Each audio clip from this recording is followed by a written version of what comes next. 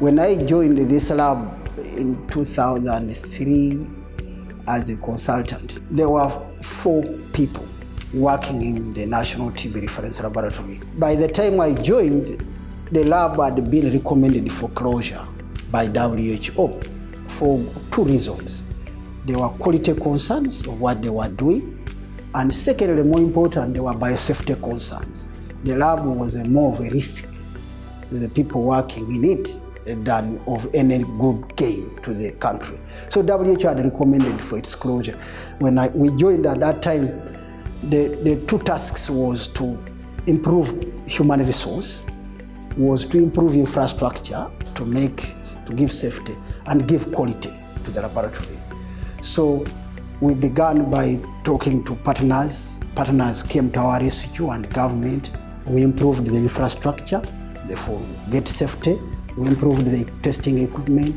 We hired more people, and we came dedicated to improve quality. Rather than that, we also wanted the lab to assume its roles in the country, to act as a national TB reference laboratory. When the WHO eventually signified the National TB Reference Laboratory in Uganda as a candidate supranational reference laboratory, this came with a lot of excitement, because it meant that we had joined the international scene to be recognized for our performance, but also it would mean a lot for the individuals who are working with the facility.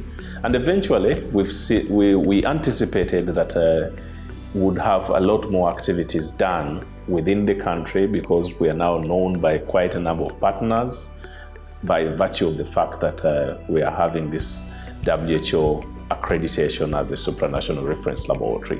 A supranational lab is a lab that has superseded and is accredited by the WHO, that is the World Health Organization, to support other countries in TB management, diagnosis, and in most cases the supranational lab is first a national TB reference lab.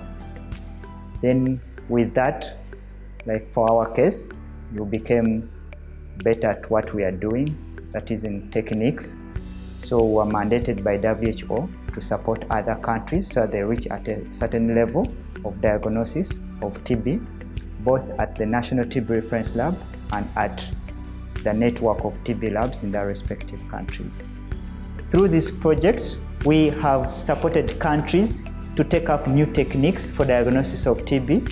For example, introducing culture in so many countries, in South Sudan, introducing culture in Somalia, both in Mogadishu and Hargeisa.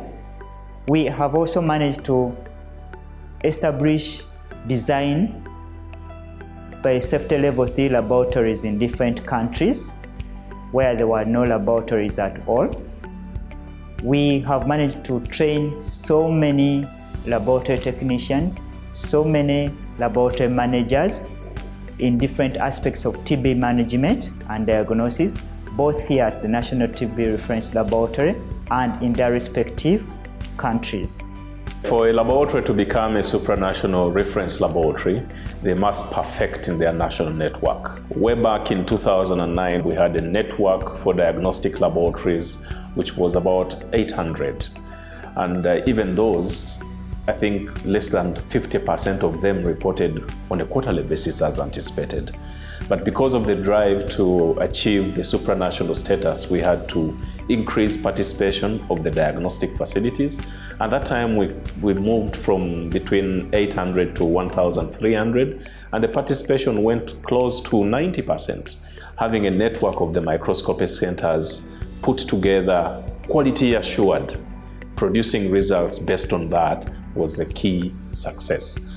So nationally, we started a microscopy training, and which was the main tool available. So we had all the 1,500 laboratory training. We put them on external quality assessment. We made sure that there was quality testing, not only here, but in the whole country. So we embarked on a journey of quality.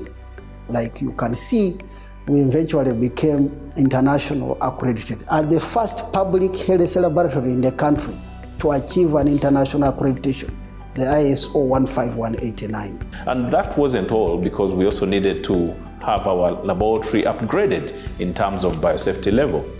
From a facility that had cobwebs with a biosafety level probably below 1, upgrading it to a biosafety level 3 was an achievement as we tried to run forward to achieve the SRL status, and that was in 2010. So for us at the National TB Reference Laboratory, international accreditation to 15189 by the South African National Accreditation Services has been a big plus in enabling us to meet reliable and timely results. And these same practices, through our mentorship, supervisions and trainings we offer to the rest of the lab technicians in the network, they are also able to leap off from what we've already achieved. I can argue we are the only supranational reference laboratory in the world with these 2 double accreditations, both for proficiency panel provision and medical quality testing.